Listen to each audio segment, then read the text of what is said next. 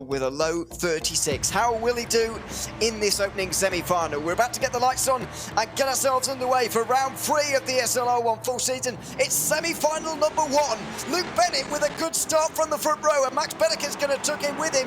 Dane Warren there in 3rd place, getting off to a decent start as well. Then it's Hanyoski in 4th. Kevin Ellis Jr. is just inside the top 6 in that 5th place, and then we've got Darren McCormack as well as Jamie Fluke. The two Apex cars will be side by side in a moment as well.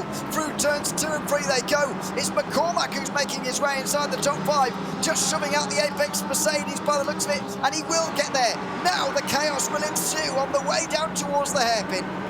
Yeah, it was a slow exit from Ellis Jr. courtesy of Hanyoski, just slowing him up on the apex. Can get attacked by his teammate Jamie Fluke as well as they race their way down side by side up ahead. The movement to the inside from Maximilian Bedeker trying to work his way up the order, and he is going to work his way up the order. It's going to be side by side though as they head through the fast kick into the Mercedes arena section. It's got to be very brave though from Dane Warren to try and angle that second position. He's got the inside run, but watch this outside line. It generally works on the exit of the Mercedes arena section. You have the inside for the next bit, and there's contact. Wow, how did he catch that? Well, I'm not sure, but he's still 3rd, is Dave Warren, and that was very well held indeed. Max Bedeker holds on to the position then, just ahead of Dave Warren. Then it's Hanyoski. Darren McCormack is there as well, and then it's one of the Apex Mercedes. I think it might be Jamie Fluke who's held on to that position just for the moment. Isaac Price has made up a position. He's in 7th for the moment. Still not yet in that top 6. There's Jamie Fluke holding on to that last transfer spot as we stand. Yeah, here we go then, completing that very first lap of the race. I say there was plenty of drama over that first one, but it has allowed our race leader to absolutely check out. So disappearing down the road now, it is what it is, but we look at Jamie Fluke, who was on that sort of that cut-off line. I don't know if there was any major dramas behind all of this, but you know, it's kind of one of those things where it's just, if you haven't made progress now, it becomes infinitely more difficult to make your way up the order. It does. We saw, as you said earlier, quite tentative knockout races actually, not a lot of overtaking. I get the feeling that that is going to change here with the prospect of a final maybe on the horizon for some of these. They might want to go for it, and Jamie Fluke very nearly does. It's Isaac Price who's going to be making the moves instead though. He's turned defence of Kevin Ellis Jr. into an attack of Jamie Fluke. They're running side by side on the way out of the hairpin for the second time of asking. He'll be stuck on the outside for the next turn though. That turns to the inside for the next braking zone, and Isaac Price is still there. He barges into the side of Jamie Fluke, who's out wide and holds on to the position. He's still in there, and Kevin Ellis Jr. will try and get up the place as well. He's on the inside, going on the way in towards the Mobil 1 curve. Price breaks late though. He hangs him round the outside and he'll hold on to 7th. Yeah, fantastic stuff. Once again, Ellis Jr. now having to defend a little bit from Mitchell de Jong, who joins onto the rear end of the scene. Same with Patrick Holtzman, who's all in the mix there. It's very difficult in this section, but that shows again how hard it is to race. Yes, you can have looks for moves, but actually completing them is very, very difficult indeed. Enzo Benito sits off the rear of this field. Marcel Cincic only picking up the single position over the start of this race and pulling off to one side. I wonder if Cincic was having some problems there on the exit of the final corner, if that was just in total defence of Benito. I think that's exactly what it is. I don't see Marcel Cincic making his way through in all of this. I don't see it happening. I don't think he's got the position to do so. Luke Bennett checked off down the road. He's gone. He's out of here, and it's just a fight between 2nd and 12th. There's confirmation of where we are in the race on the left-hand side. Bennett, Bedeker, Warren, Yovsky, McCormack, and Fluke, the 6 at the moment, moving through into the final. Yeah, I would go as far to say the top 3 are probably safe right now, but anybody else should be sweating. That's because Darren McCormack has just made his way down the inside of Hanyoski. He hasn't made the move stick, but he was alongside for a brief moment, getting a little bit excited maybe, because they do want to just create that little bit of a gap to the cut line before they start making those moves, in my opinion. But clearly Darren McCormack is not interested in waiting around. He's 5th for the moment, just behind Hanyoski. They're creating a gap though to that battle for 6th place.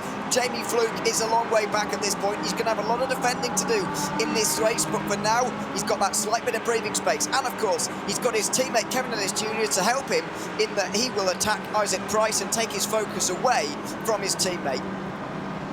Now let's see what happens in these kind of battles. We saw it yesterday. we've seen it throughout the entirety of ESL R1 this season, where in these kind of positions, we've seen drivers go for moves. We've seen them go on the attack, whether it was at Monza or at Spa. They've gone on the attack to try and take over second position, over fourth position, over whatever. You know, they've actually gone for the moves. Around here yesterday, we didn't see any of that. Now, I'm not sure if that's because they couldn't go on the attack, or whether they weren't risking it, because it's quite a risky place to go for moves. So you got the big one down to the hairpin, that's about it.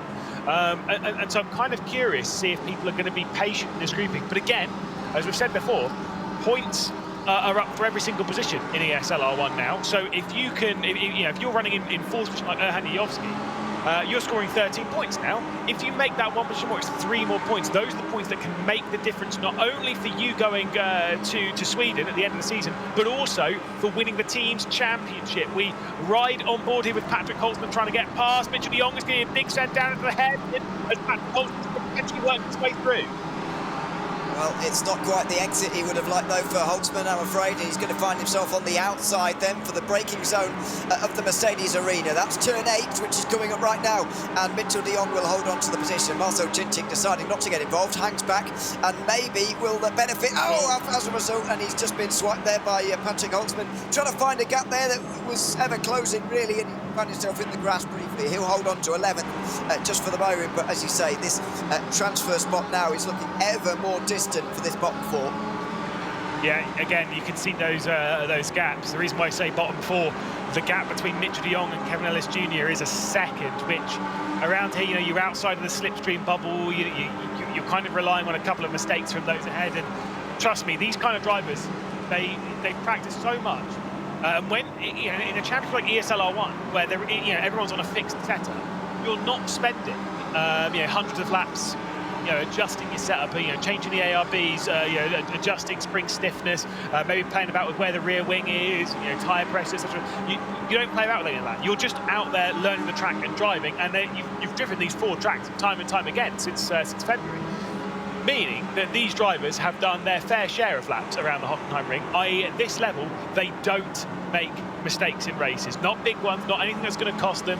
Yeah, they might drift off an apex by a couple of centimetres, but that's about it. Let's see if Kevin Ellis Jr. can get past Isaac Price here at the hairpin.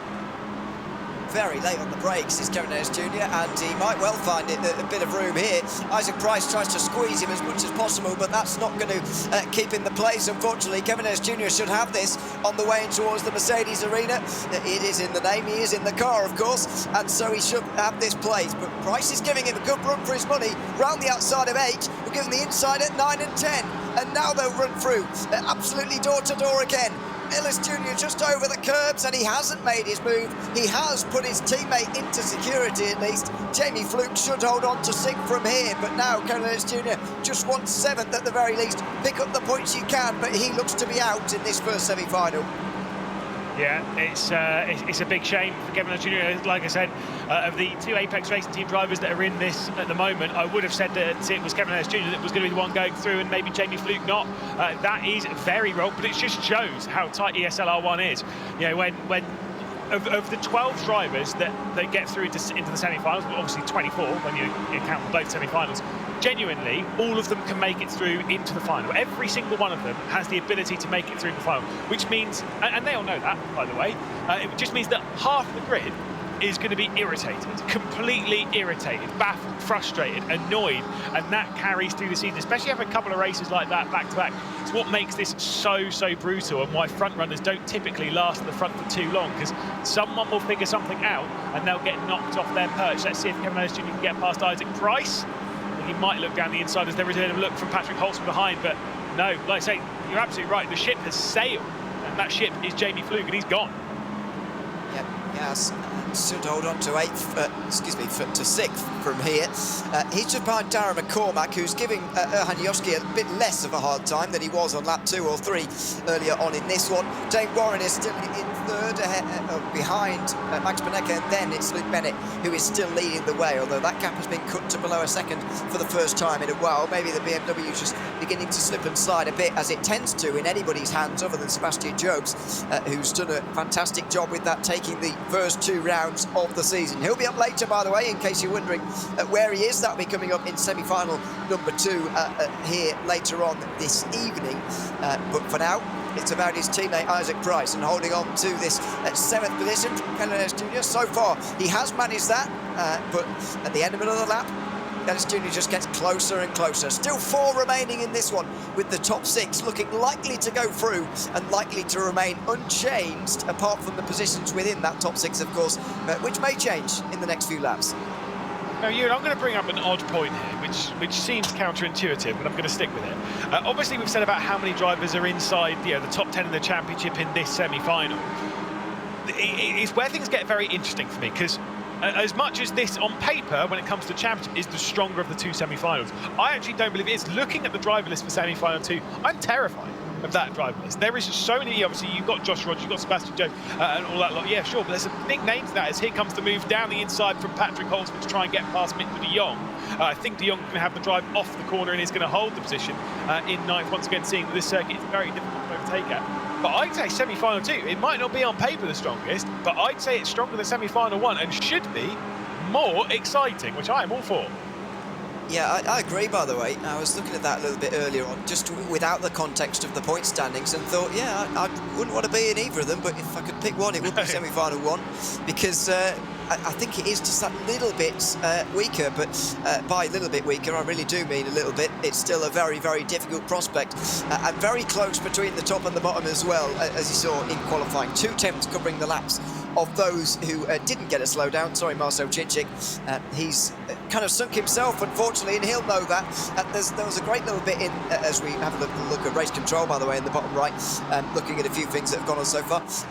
There was a great little bit in his documentary not so long ago, Lewis, about qualifying and the way he sort of, as he gives a place over to Enzo Benito there, about the way he prepares for qualifying by sort of pacing around his room and sort of staying away from the sim until there's about 20-30 seconds remaining. Then he gets in, then he gets himself focused. But unfortunately, qualifying has not gone very well for him this time, which is pretty uncharacteristic, really.